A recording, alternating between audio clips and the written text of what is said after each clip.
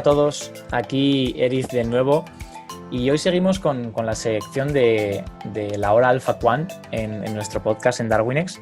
Y como ya os he ido diciendo previamente, pues en los últimos podcasts la idea es que venga gente diferente, que puedan contarnos cosas técnicas y que hayan hecho cosas chulas en el sector y que encima hablen castellano. De forma de que pues nos enriquezcan en lo que tiene que ver con contenido técnico, que no solo sean proveedores de Darwin, sino que pues, estén involucrados en la industria. El podcast de hoy trae consigo conocimiento muy interesante, de hecho alternativo y quizá más técnico que los anteriores. Por lo tanto, prepararos para estar con la mente ávida y atentos. Voy a dar paso enseguida a una persona que ha trabajado principalmente en la modelización de la volatilidad, lo cual no es del todo común, pero muy necesario, ya que es la otra variable, digamos, más importante a tener en cuenta a nivel cuantitativo, aparte de la idea más técnica del precio, de los retornos, ya sea en la creación o hipótesis de cualquier estrategia o directamente sobre el que vamos a hablar, que es el pricing de derivados. Estoy seguro de que además nos va a aclarar muchas dudas y que nos va a lanzar varios jarros de agua fría en nuestra concepción relativa a la volatilidad y cómo puede afectar a los mercados. Aitor Muguruza, muy buenas tardes. Buenos días, Eric. Encantado de estar aquí. Oye, lo primero, agradecerte, siempre digo lo mismo, pero es de verdad de agradecimiento que gente como vosotros que estáis fuera, que trabajáis en la industria, que sois de aquí, que habéis tenido que salir y dices, ostras, que estéis en un podcast y que tratéis todo lo posible de luego ya contaremos un poco de que, yo contacté contigo hace unos días y me dijiste, oye, pues ya hablaremos cuando ocurran ciertas cosas en mi empresa porque estamos en determinados cambios y tal, y volviste a contactar conmigo. Entonces, o sea, te lo agradezco de verdad porque es una cosa que no creo que sea tan constante y no creo que me encuentre tantos, y al final esto creo que enriquece un montón a la comunidad hispanohablante y a la comunidad de España. Entonces, lo primero, agradecértelo, vaya. Muchas gracias. No, estoy completamente de acuerdo con lo que dices y personalmente me gusta bastante la faceta divulgativa también, así que muy a gusto de poder estar aquí y de conversar de estos temas. Perfecto, fenomenal. Os voy a contar un poco brevemente quién es Aitor. Luego vamos a ir por diferentes puntos de su trayectoria. Pero él estudió matemáticas en la UPV, en la Universidad del País Vasco, que de hecho es en la misma que estudié yo, por lo tanto todavía más cerca. Y luego hizo un máster en finanzas cuantitativas y otro en el ICL con una tesis sobre modelos de Rough Volatility, que supongo que ahora sonarán a muchos de vosotros a chino, pero vamos a tener que bajarlos un poco gracias a lo que nos vaya diciendo Aitor. Y encima aplicando, integrando la parte de Machine Learning en la modelización de esos procesos estocásticos, de la que, como os digo, luego nos contará más. Y actualmente trabaja en Kaiju Capital Management, que es una gestora, entiendo, que también ahora nos explicará un poco más sobre eso. Y vamos a empezar. Es decir, ¿algo más que añadir en lo que respecta a tu background que quieras contarnos? No, está suficiente. Hace poco terminé el doctorado, con lo cual he cerrado un poquito la faceta de investigación, aunque sigo un poquito en contacto con Imperial College, que ha sido un poco mi alma mater en la parte más de investigación, y estoy dando alguna clase que otra en Imperial College, pero creo que has resumido muy bien todo el currículum. Perfecto. Solo para darle un poco de color, Kaiju somos un hedge fund, por lo tanto estamos en el buy side, en la parte de alfa y todo esto, así que por lo tanto, aunque mi currículum ha sido más en la parte de investment banking y la parte de valoración, ahora estoy entrando en el mundo también de alfa, que entiendo lo que a muchos espectadores les va a interesar.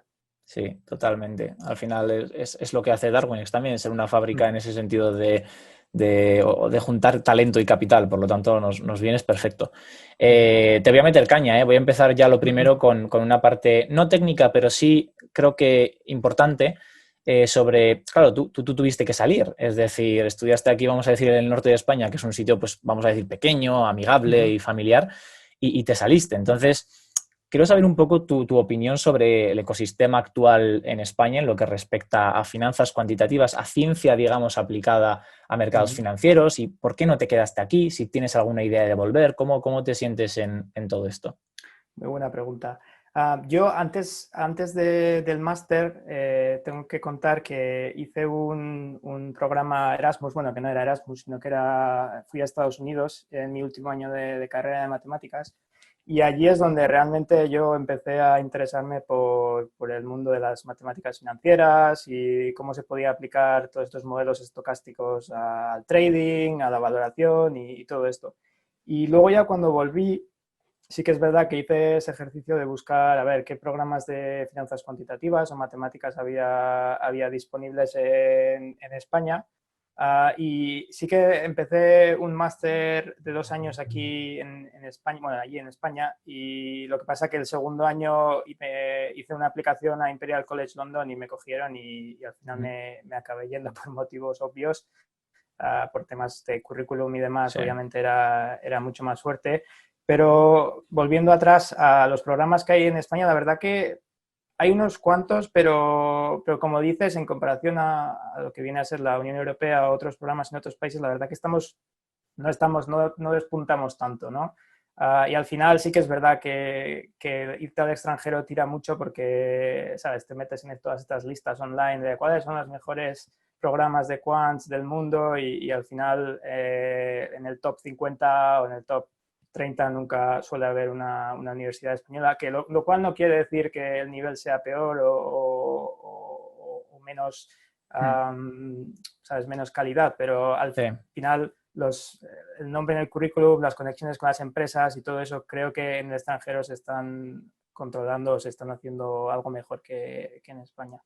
De hecho, o sea, entiendo perfectamente lo que me dices, porque es cierto también que aquí, al no haber industria del todo, es decir, es una industria más naciente que quizá pues en hubs como, siempre lo digo, pero hubs como Londres, París o vamos a decir incluso muchos asiáticos y ya ni te cuento tema estadounidense, pues igual se han desarrollado más por determinadas cosas y al final aquí produce que pues, si no hay industria no hay tanta necesidad y por lo tanto no hay tanto contenido. Aunque, como decías tú bien, una idea interesante que me pareció que has comentado por encima es el hecho de que importa para el currículum todavía, porque estábamos en eso, pero al mismo tiempo nadie tiene la clave o la llave del tesoro. Entonces, es posible que tú estés en una universidad más modesta y que te den ciertos conocimientos que luego puedas llevar a cabo de forma más interesante que en otro tipo de universidades. Entonces, el abanico es curioso ahí. Sí, yo creo que al final lo que marca la diferencia es cuán estrechamente se relaciona la universidad con la empresa, ¿no? Y eso sí que es verdad que en Londres, por ejemplo, es brutal la conexión. Yo llegué aquí y vamos, teníamos eventos casi a la semana donde venían empresas como JP Morgan, Morgan Stanley, todos los grandes bancos que te puedas imaginar a hacer presentaciones a la clase, como un trato muy directo, muy cercano, hay una estrecha colaboración, son un pelín a lo mejor más transparentes en lo que viene a ser divulgación o en publicar papers y estas cosas. Y yo creo que en eso se ha quedado un poquito atrás o el feeling que tuve yo cuando estuve en España era que no había ese trato tan estrecho o que había como una muralla un poco más sólida entre universidad y empresa. Sí, sí, sí, te entiendo perfectamente lo que me cuentas. Aunque yo no he estado fuera, en ese sentido, pero me lo imagino. Vale, pues bueno, dada la primera input del ecosistema, ya me dirás luego a final de si tienes idea de volver o no, que supongo que sí, siempre y cuando las condiciones y todo sean las idóneas, como todos. Y entremos en la parte de research ya. Es decir, yo hace mucho que no toco la parte de opciones y estoy con un máster, por lo tanto, intentaré ser un contendiente digno. Pero vamos a verlo, ¿vale? Porque al final el mundo de opciones también y el mundo, depende qué tipo de approach tengas, la parte solamente especulativa o la parte más de coberturas y de hedging que pueden hacer pues más bancos institucionales o market makers y tal, pues cambia en ese sentido. Entonces, te voy a pedir que vuelvas un poco a la universidad o a las clases que das en ICL y nos cuentes un poco en qué franja has estado trabajando tú en opciones y que me expliques un poco simplemente vale, he desarrollado modelos chulos o he hecho research bastante intenso en esto, pero bueno, que sepáis que esto es el siguiente entorno y se trata de esto y esto y esto. Es decir, la clase, el 101 de opciones que ha hecho Aitor Muguruza y al que se dedica, digamos. Vale, perfecto, vamos a intentarlo. Venga. A lo mejor lo más lo más sencillo es empezar por lo que es una opción, ¿no? Que viene a ser como un seguro, que algo que me protege si el mercado va en contra de mi trading o de la decisión de mi fondo, de lo que sea. Existen las opciones que básicamente nos van a pagar un dinero si el índice se desploma o si explota hacia arriba y estamos cortos. Entonces, la valoración de opciones viene a ser cuál es el precio justo que uno debería pagar para poder acceder a dicho seguro, ¿no? Entonces, Para la que nos primera... entendamos en la parte técnica también, lo que llamamos premium muchas veces en la parte de Sí, inglés, eso ¿verdad? es, el Vale. premium, sí, sí. No tengas miedo a meter anglicismos porque al final es que trabajamos principalmente en Sí, inglés, por lo tanto nada. es importante que también que el oyente y la audiencia que tenemos aquí en Darwinex lo conozca, es decir, es que es así. Eso es, al final, pues como también has dicho, es el premium, lo que al final cuando vendes una opción es lo que quieres calcular, cuál es el precio justo, cuál es el premium justo para que esta cobertura la pueda hacer yo y al final pues haya un diferencial y puedas hacer algo de dinero. Esto sería como el primer nivel, cuando el subyacente de estas opciones es un índice o una acción, sea el Santander o el IBEX o algo así. Luego, si nos pasamos al siguiente level de complejidad, serían opciones en la volatilidad de una acción. No estoy preocupado de si el IBEX va a subir o va a bajar, pero estoy preocupado de si se va a mover mucho o si va a empezar a oscilar muchísimo y esto va a generar volatilidad en el mercado y por lo que sea a mi posición no le viene bien. Entonces, en el área en el que yo he trabajado más ha sido opciones de volatilidad, que sería este second layer, lo cual quiere decir que al estar en un segundo nivel, tienes que preocuparte de que tus modelos controlen el nivel 1, que serían las opciones en el índice, y aparte tienes que ya empezar a que tu modelo también tenga suficiente flexibilidad como para poder valorar adecuadamente lo que vienen a ser opciones en volatilidad o incertidumbre del índice. Creo que ahí lo hemos intentado hacer un poquito Sí, simple. queda de acuerdo, vale. La siguiente pregunta, y siguiendo por la parte de volatilidad, que es quizá lo importante aquí a entender, que al final ahora me explicas tú cómo, o sea, la pregunta quizá más clara es, explícame qué es para ti la volatilidad y sé todo lo técnico que creas que tienes que ser para explicar algo que es complejo, porque al final la parte, los quants como tal o la gente más cuantitativa siempre hablamos de volatilidad en términos de desviaciones en estándar como algo normal, pero por eso te decía al principio de que nos vas a echar jarros de agua fría aquí, porque vaya, por todo lo que he estado leyendo, es bastante más complejo que eso, ¿no? Sí, sí, has dicho muy bien que al final se asocia a la desviación estándar, ¿no? Pero al final, si tú te coges un libro sobre retornos financieros, todo el mundo te va a decir es difícil predecir si una acción va a subir o va a bajar. Ahora, si coges la desviación estándar o los retornos al cuadrado, ya empiezas a ver cosillas.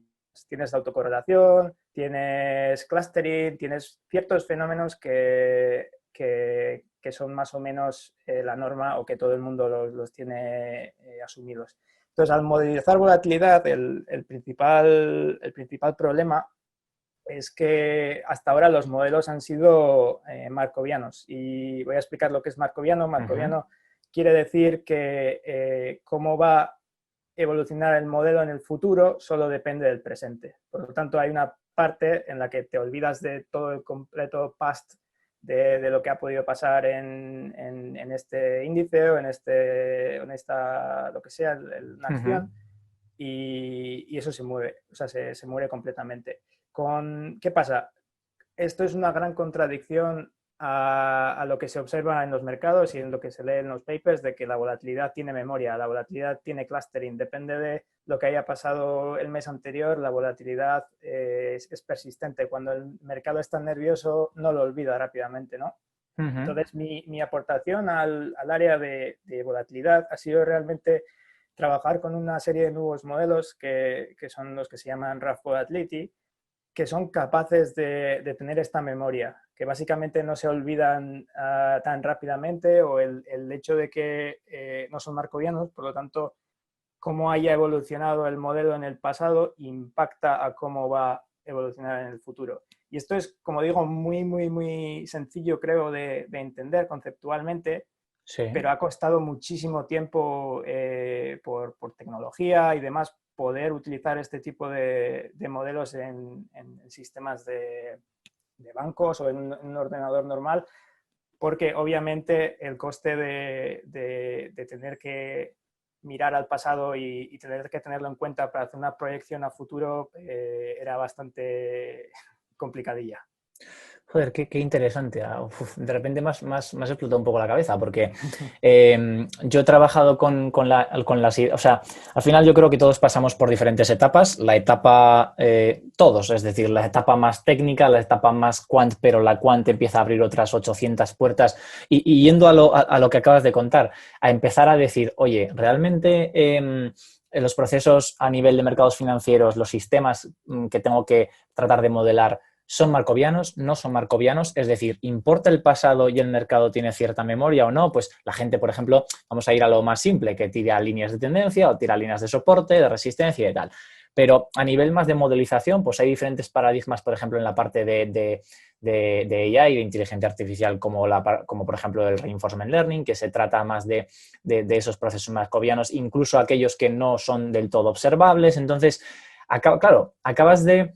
Yo pasé al principio por la de, oye, el pasado importa, pero poco a poco me estaba yendo hacia el pasado no importa. Y ahora me acabas de decir que en la parte de la volatilidad el pasado importa. Y si me lo dice alguien como tú que ha tratado de modelizar, le meto mucha más atención. Entonces, y ese punto no lo tenía tan cogido.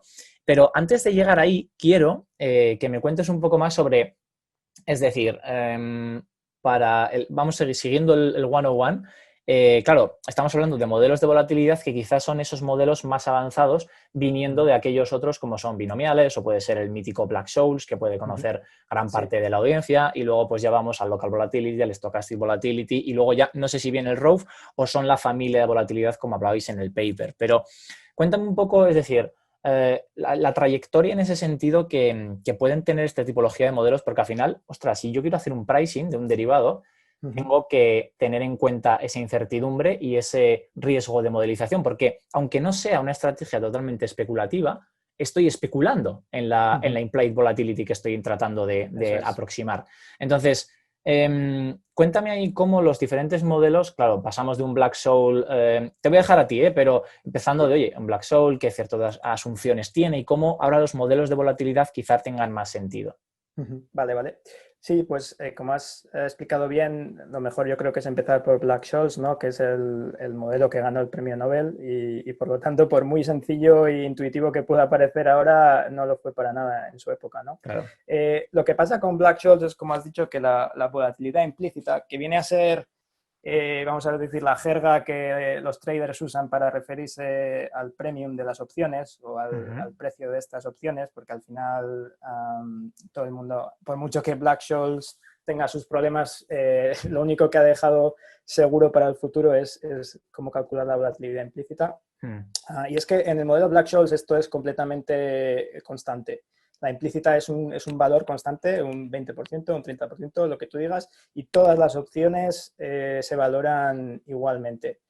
Esto funcionó creo que hasta el 79, más o menos, hasta que hubo un crash en el mercado y los traders empezaron a decir, oye, que igual esto de que la volatilidad implícita sea constante no nos va muy bien, que si baja el mercado estamos mucho más desprotegidos que si sube, y se dieron de empezar cuenta que los retornos en el mercado no son simétricos.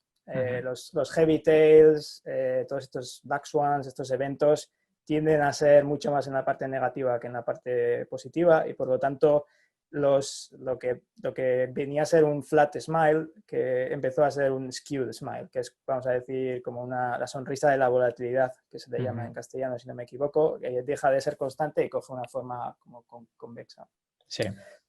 Y entonces, de ahí, como quien dice, los quants empezaron a pensar, vale, que tenemos que mejorar en el modelo de Black-Scholes para poder conseguir valorar estos productos como Dios manda y no con un valor constante. Y ahí empezó el local volatility, que fue Bruno Dupier quien hizo este modelo. Y es básicamente parecido al Black-Scholes, sigue siendo markoviano, sigue siendo de una dimensión, es un modelo sencillito, pero te permite, gracias a una función, calibrar o fitear cualquier opción. Básicamente, este modelo funciona universalmente bien y te va a poder valorar las opciones como tú quieras.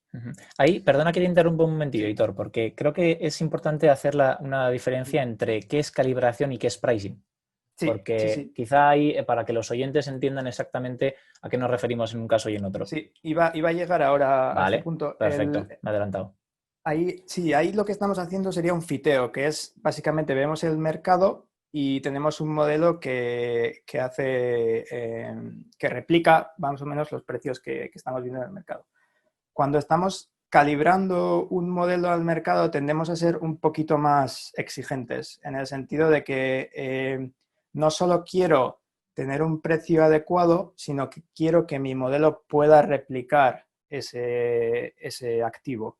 Por lo tanto, no me importa solamente el precio de hoy, sino que me va a importar cómo va a ir evolucionando el modelo de aquí a mañana, a pasado, todo lo que dure la vida de este activo. Y es cuando empezaron a ver que el Local Volatility Model, que hacía un fiteo muy bueno, pero a la hora de la verdad, a la hora de hacer un tracking error con las opciones, no funcionaba tan bien, porque al final no dejaba de ser un modelo muy sencillito y no era capaz de capturar la dinámica del mercado.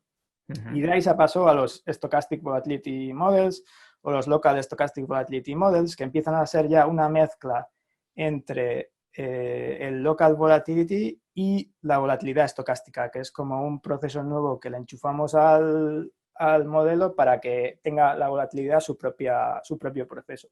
Y ahí es cuando de verdad se empezó a conseguir replicar las dinámicas de mercado mucho mejor. Ya tenías por un lado, el truco que te permitía fitear perfectamente las opciones y por otro lado tenías el proceso de la volatilidad que te permite jugar con la dinámica del modelo y poder replicar esas mecánicas que estamos observando en el mercado. Entendido. Vale, ya centrándonos en la parte que más habéis trabajado vosotros o que más has trabajado tú en este caso, que es la parte de Raw Volatility. ¿A qué hace referencia ese Raw Volatility y qué diferencia o qué aplicación diferencial tiene a esos modelos de Local Stochastic Volatility o esa familia anterior? O no sé si la metes en la misma, ¿eh? Sí, yo la metería en la misma. Al final no deja de ser una extensión no markoviana, pero viene a ser básicamente la misma familia. Como he dicho, la ventaja de este modelo es simplemente la memoria, que básicamente este modelo tiene memoria y otros modelos que hasta ahora se habían utilizado no tienen memoria. Y lo de RAF, la palabra RAF viene de un paper que escribieron hace ya 5 añitos, creo, un poco más, Jim Gatteral, Mathieu Rosenbaum y Thibaut Jasson, que hicieron un análisis empírico del SP500 y de varios índices, hicieron un fiteo empírico, ya no te estoy hablando de valoración, sino empírico de retornos y de volatilidad, y hicieron un fiteo y resulta que uno de los parámetros, que es como que el que capta la violencia, vamos a decir, de cómo se mueve este proceso, era muy bajo. Y de ahí le pusieron el RAF porque generaba como unos paths muy violentos del proceso. He de decir también, por cierto, que por mucho que ese fue como el paper que hizo el gran boom de los modelos de volatilidad o de RAF Volatility, hubo un grupo de investigadores de la Universidad de Barcelona, curiosamente, que varios años antes ya dijeron que los modelos de ese tipo podrían generar esos paths tan violentos o esas dinámicas tan peculiares que hasta ahora no habíamos podido ser capaces de predecir. Por lo tanto, parte yo creo que de estos modelos es cosecha de nuestro país, aunque bueno, al final el que le haya dado más bombazo ha sido como un grupo de quants más establecidos, pero es bastante curioso esto. Vale. Curioso, sí, totalmente. Y ya yendo entonces a la implementación, es decir, vamos a bajarlo finalmente. Claro, vosotros habéis hecho, por lo que he leído en el paper de Deep Learning, no me acuerdo ahora exactamente todo el nombre, pero vaya, el nuevo y aquel que os dieron el premio en Risk.net relacionado con ese paper. Hablabais de que, claro, lo comentabas por encima al principio, cómo estos modelos, el hecho de que sean más computacionalmente intensos, por tratar de asemejar esas dinámicas que tienen los mercados quizá más complejos, que al final esto ya nos deja un corolario, es decir, deja el corolario de que si la modelización de la volatilidad es compleja, porque bueno, ahora pues en todo el entorno especulativo, digamos, o más de trading, pues siempre se tiene la duda de, oye, ¿vamos a modelos más complejos que traten de explicar lo que está pasando en el mercado o vamos a modelos más generales que pueden ser más robustos y aplicables? Entonces, luego ya te preguntaré un poco más de generalidades relacionadas con la parte de quant trading, por así decirlo, pero en esto lo que hablabas era de que eran computacionalmente intensos, entonces ya el corolario que quería hacer era, o el resumen que quería hacer era que si ya la volatilidad de por sí es compleja de modelar, coño, pues igual tenemos que tener en cuenta eso para luego la parte especulativa. Bueno, lo vamos a dejar ahí y luego lo continuamos, pero en este paper hablabais de que hacéis una implementación de una red neuronal que se encargaba de alguna forma de aproximar la función de pricing, pero no lo he entendido del todo, o sea, es decir, aproxima la función de pricing, pero claro, se le darán, para el entrenamiento, se le darán resultados sacados por otro modelo de forma supervisada para generar esas ecuaciones, o cómo hacéis ese proceso. Vale, mucho que digerir aquí. Vale, perfecto. Vamos punto por punto. Como has comentado, se utiliza la red neuronal para hacer el pricing. Y esto a lo mejor luego lo comentamos más tarde, pero es un paradigma ya de por sí muy interesante porque hasta ahora, como decías, no se han utilizado modelos porque fueran necesariamente los mejores, sino porque eran los que se podían calibrar rápido y utilizar en producción rápido. Por lo tanto, con esto de las redes neuronales se simplifica muchísimo modelos complejos que se dejaron atrás porque eran lentos, no porque eran malos, y por lo tanto yo creo que podría haber una explosión de modelos a corto plazo bastante interesante que vuelven a ser aplicables gracias a redes neuronales o deep learning o algorithmic differentiation o lo que sea.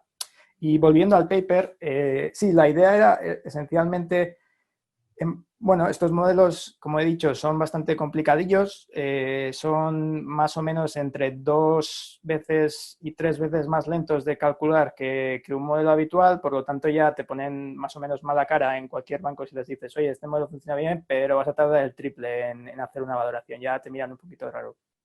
Por lo tanto, dijimos, bueno, pues esto de Deep Learning parece que funciona bien.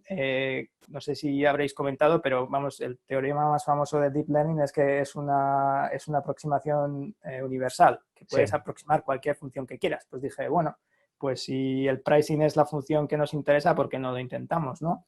Y así fue, pues dijimos, vamos a coger el modelo, el Rap Volatility Model, y vamos a generar muestras sintéticas, que básicamente son precios de opciones, y vamos a generar precios de opciones para diferentes parámetros del modelo. Obviamente el modelo tiene 3, 4, 5 parámetros, los que sean, por lo tanto tienes que hacer un sampling ahí bastante grueso en principio para poder tener tu training set, pero vamos, que puedes generar tanto como quieras y esto es, como se dice, la fase offline, que es la generación, pero luego a la hora de utilizar el modelo en sí no nos importa este coste computacional. Y luego la idea es coger una red neuronal básicamente y hacer un supervised learning con esto y ver si funciona, ¿no? Y esto ya, bueno, obviamente esto ya lo había pensado más gente antes que nosotros y lo habían hecho, lo que pasa que eran redes neuronales enormes, estaban utilizando GPUs, estaban utilizando, vamos, no sé, millones de parámetros para modelos más o menos sencillitos con 4 o 5 parámetros y yo creo que se iba un poco de madre y a nadie le convencía a este approach. Lo que nosotros hicimos fue básicamente los productos financieros derivados normalmente tienen algún parametrillo, que básicamente las opciones viene a ser el strike, que es como el valor que define a partir de cuándo me va a pagar el seguro de la opción o no. Por lo tanto, lo que dijimos es, ¿por qué no tratamos de mapear este pricing con este parámetro a una especie de imagen? ¿Y por qué digo imagen? Porque al final en todo esto de Deep Learning en sí viene de Google, de Facebook, y donde han tenido un mogollón de éxito ha sido al final reconocimiento facial, reconocimiento de imágenes, donde existe cierto contexto. Básicamente un píxel solo no me da suficiente información, pero a lo mejor 9 píxeles o 12 píxeles uno al lado de otro me da información. Pues es la misma idea en finanzas. A lo mejor intentar adivinar un precio no me da información, pero si intento adivinar varios productos que están interrelacionados entre ellos, esto me ayuda, porque hay consecuencias. De la forma en la que yo valoro un activo, tiene que influenciar a otro. Es como si estás intentando aprender una distribución, aprender un punto en la distribución es difícil, pero a lo mejor si intentamos aprender toda la distribución, los cuantiles, cómo se relacionan entre ellos, esto me está dando más información. Y ese fue realmente el truco, lo que hizo que pasar al modelo de, bueno, la red neuronal de tener millones de parámetros a tener, no sé, unos 4.000 o 5.000. También fuimos capaces de reducir el training sample también de millones a 20.000, y os invito, si queréis, a meteros en mi GitHub. Tenemos ahí ejemplos, unos notebooks bastante sencillitos donde podéis reproducir todos los resultados y ver que esto realmente funciona muy bien. De hecho, justo iba a hablar de eso, de si existe, porque habláis en el paper de, sobre todo, bueno, de 2 puntos. Voy a tratar de hacer un resumen, es decir, claro, lo que contabas, creo que lo principal lo he explicado bien, pero no tan ordenado como en tu caso, de cómo la red neuronal sobre datos generados sintéticamente pues acababa de aprender esa función, o ese modelo de pricing.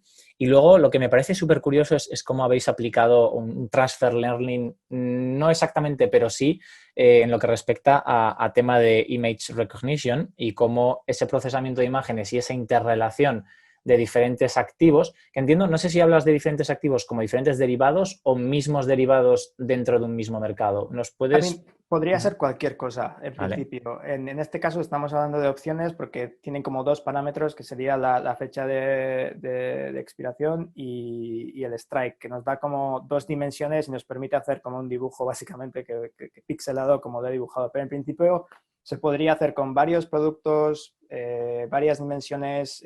Yo personalmente creo que cuanta más información o cuanto más difícil sea aparentemente para alguien poder aprender esto, la red neuronal lo va a hacer mejor, porque le estás dando más información y está entendiendo mejor cómo está funcionando el modelo. Vale, entendido. Lo que hablabas antes, de que se puede probar, es decir, existe un repositorio de código con el desarrollo del paper que se puede lanzar con un data feed, no sé si se genera los datos sintéticos o no, ¿dónde podemos encontrarlo? Están allí mismo, lo hice yo, la training sample está generada ya, por lo tanto hay unos archivos zip con los que los podéis descargar y están ahí para poder usarse. Dicho esto, obviamente los códigos de generación de los samples no los hemos podido divulgar por motivos obvios, pero creo que bastante gente nos ha contactado que lo han intentado por separado y les ha funcionado perfectamente. Por lo tanto, estoy 99% seguro de que, o 100% seguro de que esto, si lo intentáis, va a funcionar en cualquier, ¿sabes? En cualquier modelo. Sí, bueno, que al final lo que yo pensaba cuando leía lo que poníais en el paper, en el artículo de risk.net, era oye, ¿cómo lo puedo lanzar en un data fit real para ver exactamente esa diferencia de velocidad? Pongámonos, algo así. Vale, de acuerdo, pues yo creo que ha quedado súper claro, o eso espero. Y en este sentido, mi pregunta es, ¿cuál es la modelización, cuál es tu reto de modelización futura? Es decir, ¿a qué va Aitor Muguruza después de haber hecho este research tan, vamos a decir, diferencial en lo que tiene que ver con, sobre todo, una cosa muy importante, que es la parte productiva? Es decir, de ser capaz de trasladar este tipo de modelos sin una mejora del hardware y sin incluso una mejora del software a nivel arquitectura, estructura, performance, sino, bueno, sí, performance sí, asociado a la red neuronal en este caso, pero vamos a decir, remodelando o reescribiendo un poco los fundamentos. Entonces, ¿cuál es el reto de modelización futura que tienes o que tenéis? Sí, como te he dicho, he cambiado bastante el focus con el nuevo trabajo, ¿no? He pasado del sell side al buy side. En el sell side te diría que el challenge que me quedó pendiente o creo que es algo que seguiré investigando de una forma o de otra es finalizar, dar una respuesta concreta a cuál es el modelo que realmente consigue hacer el fiteo y la calibración de estas opciones en el subyacente y opciones en la volatilidad. Y mucho me huelo que en 5 años a lo mejor sale un tercer nivel, ¿sabes? Porque es algo así como que según vamos pillando al mercado, el mercado se inventa algo nuevo para dejarnos atrás y eso creo que va a seguir siendo bastante interesante. En el buy side, la verdad que estoy bastante interesado ahora mismo en Reinforcement Learning, que viene a ser, imagino que lo habéis comentado, ¿no? Pero esta idea de procesos estocásticos de optimal stopping y generar señales de trading utilizando modelos básicamente de redes neuronales y no lineales Sí. que en teoría deberían captar muchas más señales. Como he dicho, el mayor reto ahí yo creo que es la marcovianidad, uno, Sí. porque al final siempre hay que hacer una suposición de marcovianidad, pero hay truquitos para un proceso puede ser marcoviano de una dimensión o de 2 dimensiones o de 3 dimensiones, por lo tanto un proceso marcoviano de 10 dimensiones podría permitirme tener memoria de los 10 últimos pasos del subyacente o del índice o de lo que sea. Por lo tanto, creo que hay bastante que explorar ahí. Y luego yo creo que es mezclar estas ideas de image recognition, de estas ideas de Google jugando a, no sé, al Go o estos videojuegos online, ¿no? Cómo consiguen contextualizar el juego en píxeles y de ahí que el algoritmo entienda qué es lo que tiene que hacer. Creo que el reto ahora mismo en la parte alfa es cómo podemos contextualizar el mercado a una máquina para que entienda lo que pasa, porque a veces a lo mejor el precio no es suficiente. ¿Qué más necesita la red neuronal para poder aprender bien esto, para poder prevenir el overfitting, que al final Sí, es, para el problema. es el gran problema, ¿no? Con estos modelos Sí. cuando quieres hacer algo para trading? Que no lo he comentado, pero justo en la aplicación que hemos comentado antes, overfitting es básicamente lo que quieres hacer. Cuando estás en la parte de modelos, overfitting no tienes ningún problema porque es todo sintético, está todo controlado. Ahora, cuando empiezas a entrenar tu modelo utilizando el mercado, ahí ya es otra historia. Ahí hay que tener muchísimo más cuidado con el overfitting, ¿no? Sí, totalmente. De hecho, bueno, yo he trabajado en aplicaciones de Reinforcement Learning y conozco colegas que han hecho algo, no hay mucha gente, para nada. Pero bueno, estamos algunos pocos y hay cada vez un poco más de interés en tratar de modelizar con ese paradigma. Pero antes de entrar en la parte de, vamos a decir, inteligencia artificial aplicada a finanzas, que tengo algunas preguntas ahí, ahora vamos allá a la parte totalmente especulativa, pero al mismo tiempo de modelización, en la que hago una pregunta muy, muy generalista, pero me gusta porque abstrae mucho al entrevistado y al entrevistador y me permite a mí también seguir por un camino que es cómo entiendes los mercados. Es decir, cómo entiende Aitor Muguruza los mercados financieros a nivel de modelización o, por ejemplo, o la siguiente, digamos, sería cómo controlas ese dinamismo del sistema complejo que tenemos que aproximar. Entonces, cuéntame. Yo creo que es una muy buena pregunta. Yo creo que hay una cosa que es muy difícil de describir y es el feeling, ¿no? Y es como cuando estamos ahora en una situación justo con las elecciones de Estados Unidos, ¿no? Ese feeling de que el S&P 500 está en máximos históricos después de marzo.